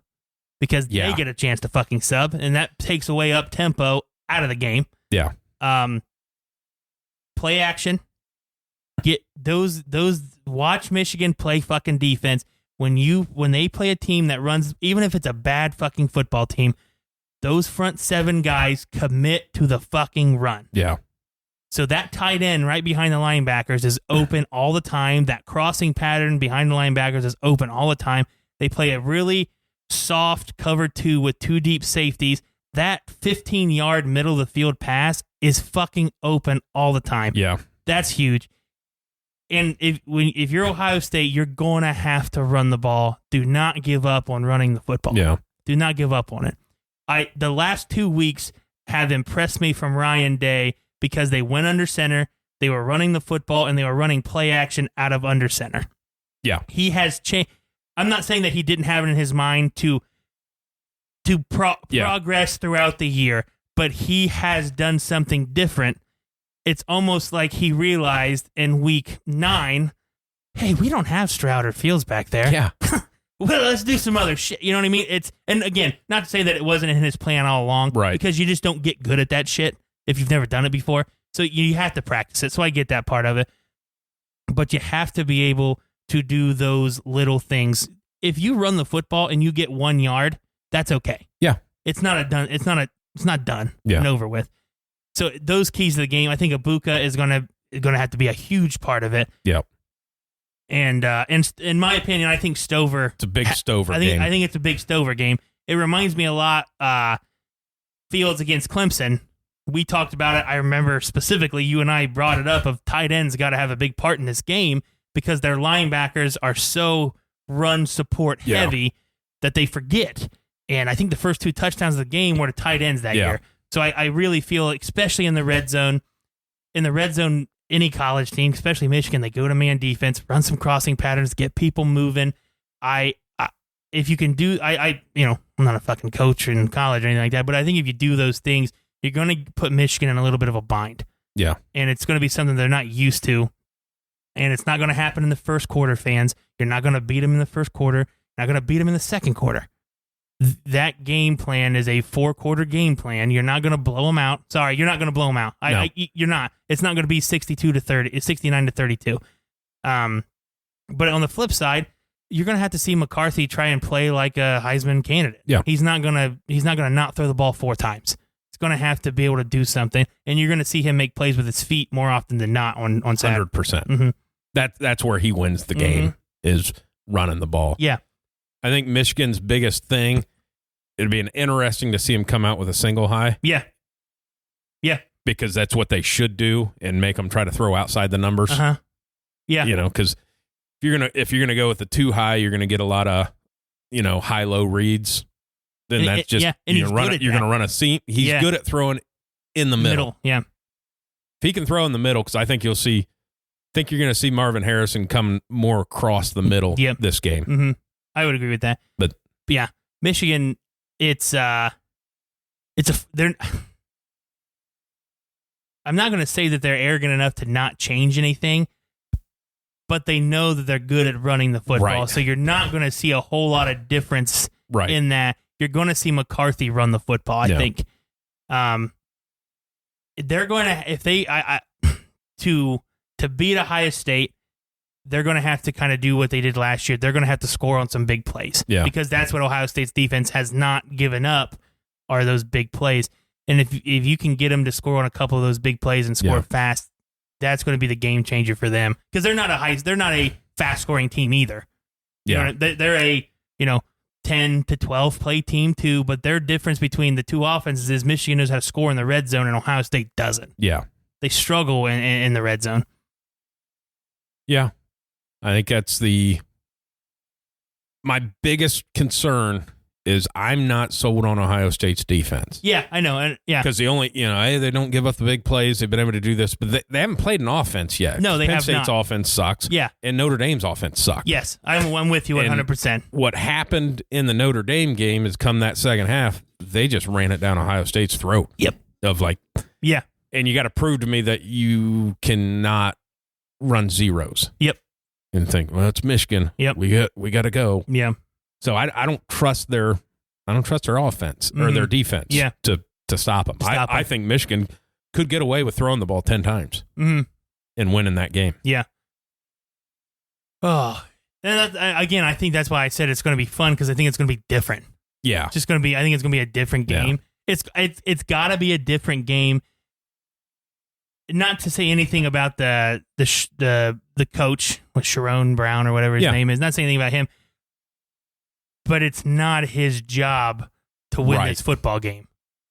You know what I'm saying? Yeah, he wants to win for Michigan, and it's Michigan and Ohio State, but he has no fucking issue with Ryan Day. He shouldn't, other than the fact that he coaches at Ohio State. Yeah. That's why I feel like there's going to be a different feel to this game. Right. There's not going to be the tension between the coaches. Now, players, you can talk your shit all you want, but there's not going to be that level of hatred that you're going to see during the game. And what I mean by that is you're not going to see... If Ohio State has a turnover, if they get a pick, you're going to see Ryan Day the very next play throw a deep bomb to try to put him away. Yep. Yeah. You know what I'm saying? Yep. I don't know if you're going to see that. Right. Because, you're not looking across when you complete that pass for touchdown. Who you can look across the field to? The interim head coach. You know what I mean? There's no muscle flexing in this game for him. That would be the key for Ohio State is getting that 2 score. Mm-hmm. And hey, if you want to run the ball, we'll be happy to let this clock just run out. Mm-hmm. But my thing is, my biggest concern is the Ryan Day pushing and chasing because it's a massive game for him. Yep. Like you lose 3 in a row and the third one was with an interim head coach. There's a better than average chance that you get fired. Yeah. And you don't make the playoffs? Yeah. Yep. That's what I say when people are like, well, who's Urban Meyer going to coach next? It might be Ohio State. Yeah, it might be Ohio State. Why wouldn't you? Yeah. I mean, because that would be the, hey, if this shit happened, these guys, they just ran it down your throat. This is a defensive guy you had. Yeah. And Gene's last move as the AD to hire back Urban Meyer. Yeah. And then ride off into the sunset. Yep. Be interesting. Like you could, I don't think he should get fired, but you could say, make an argument for it. It's 3 in a row. Yeah. You don't win big games. Their they didn't even have their fucking head coach. Yeah. No, and and that's why I feel like it's different for him. Yeah. There's no fuck you. Yeah. At the end of the game. It's, well, we beat, you know what I mean? Right. There's not that personal, because they don't like each other. Yeah, and it's a personal not on thing. Michigan now. No, the only thing that Michigan has that would be bad for them is if they got fucking blown out and you're fucking cheaters. Yeah, that's would be the only thing that they would have going, and that's not going to happen. That's not going to happen at all. Again, but for Ryan Day as a personal thing is there's no fuck you. I just beat. You know what I mean? Yeah. In his mind, again, I don't know his mind, but it's I want to beat Michigan. Yeah. But I want to fucking beat Jim Harbaugh. Yeah. You know, he's never beat him. Yeah, he has. As a head coach? Yeah. He's been a head coach for 5 years. They beat him I guess he was. There was 1 year that wasn't, you had the COVID year. Yeah. That they didn't play. Mm-hmm. That's the other weird one. Like, if they play that year, Jim Harbaugh gets fired. Yeah. Because they probably do hang like 80 on him. Yeah. No, but again, I think it's that personal thing. The cheating shit, this and that, whatever. Yeah, I think blah, Ryan blah, Day's blah. like 1 and 2 or 2 and something like that. All right. But yeah, I mean, to me, it feels more personal for him. Yeah. But he also takes shit way more personal than coaches. You know what I mean? Yep. I mean, you got offended by an 80-year-old's comments. So, and that's where my thinking went with him is, if there is a turning point in the game, a pick, a fumble, a special teams play, taking that deep shot right away. Right. I don't know if you see that. Right. You know what I mean? That's why, like, when you say it on the over, that's why I kind of on the under. Yeah. Because I don't see a lot of big plays. I see a lot of running. Mm-hmm. And the way the clock works this year. Yep. Ain't a lot of possessions out there for. Yep. To me, and I say the over because I don't think it's, and the over's 46.5. Yeah. Or the line's 46.5. I don't see it impossible to be 27-23. Right. You know what I'm saying? I don't feel like that's a big time scoring game. You know what I'm saying? I don't feel like 47 points is a tall order for these two teams. I think the only thing that would shock you if it just got to be in like, if it's like 45, the 2006 game where it was like fucking 41-39, like just going. That to me is crazy. Yeah. If the line was 53.5, under all day. But to me, again, a 27-23 football game isn't much. Because to me, I think whoever gets to 20 wins the game. I would agree with you on that. For some, 23 sticking out to me. Yeah. 23 sticking out, and I don't know what it is. I don't know if it's both teams haven't given up more than, you know what I mean? Something of that nature. But 23 sticking out to me as that's your goal is 23. All right. It's that time. Pick it. I said it yesterday to my family, so I'm going to change it.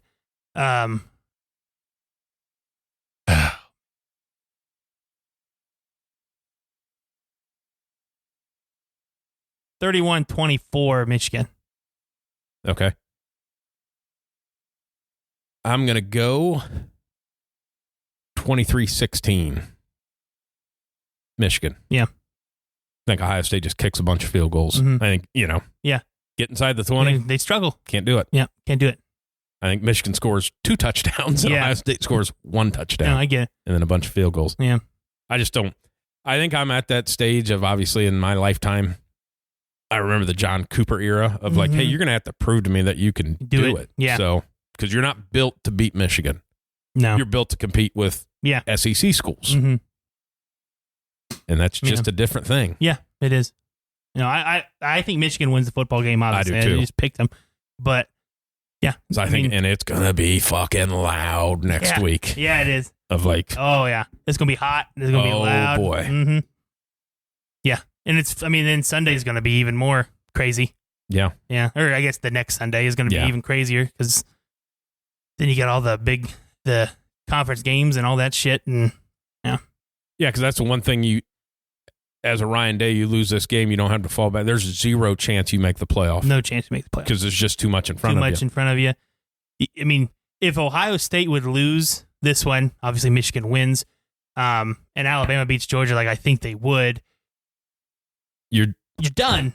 You're done because you're the committee, then you're not even talked about. You're not even talked about. Yeah, if there's a 1-loss non-conference champion, it's going to be Georgia. Yeah. And if you lose, you're going to end up with a bunch of 1-loss conference champions or a bunch of fucking undefeated teams. Yeah, exactly. Because that's the other wild thing, obviously, with Washington jumping them. But like if Florida State goes undefeated, now if they just sneak by, they'll leave them out. Yeah. But if you do what everybody's pointing to the Ohio State thing is like, well, you got to remember Cardale Jones is 59-0 against Wisconsin. So like you're going to have to put them in. You're going to have to prove that. Yes, and exactly. You couldn't do that with your starting quarterback. Everybody and their brother knew that if they didn't blow them out, they weren't making it. Yeah. Mm-hmm. So I think it's the first time that both of us have picked Michigan. I think so. Yeah. It is kind of, being a Friday of like, we're mid-afternoon here of like, it is kind of like a Christmas Eve thing of like, man, let's get to the fucking game. Yeah, exactly. Let's do it. Let's see, am I going to be pissed or? Yeah. And we've always talked about that. It is super easy to tell, like with an Ohio State, by the end of that first quarter, you're going to know if Ohio State can win or not. Mm-hmm. And because it'll be, can't do anything, can't stop anything, and you start seeing those stupid fucking penalties. Yep. Like personal fouls, somebody's getting thrown out of the game. You get 3 holdings in a row, and it's 3rd and 30. Yeah. Mm-hmm. Yeah. I'm with you on that one. You get a turnover. Yeah. Going to take a 2-score lead, and then you end up having to punt because you've fucking penalized yourself out. And I think it's going to be cold. Yep. It's 30s. I don't know if there's any precipitation. I haven't looked at the weather all that much. Yeah. I know 30s for sure. It's going to be cold. Spitting some snow just like it was the last time you were up there of like. Be interesting how it goes. All right. Yeah. Definitely Michigan, I think, wins the football game. But my biggest concern still is Ryan Day still has that personal, if you're just not physical enough, you're not tough enough to beat Michigan. And it's that prove it mentality. Yep. I'm going to prove to you of play your fucking just game. Play your game. Just play your game. Just play your game. Just win the football game, man. Yep. That's all. You win this football game, you're not talked about. Nope. You're done. You're now out of the media. Now, both of these teams, I think, probably gets in and gets ass stomped in the fucking, like you get, because you're going to get up against. I'm going to tell you what, I sure as fuck wouldn't want to make it in and be the 2 seed with Oregon at 3. No. I sure the shit wouldn't want to play them. No.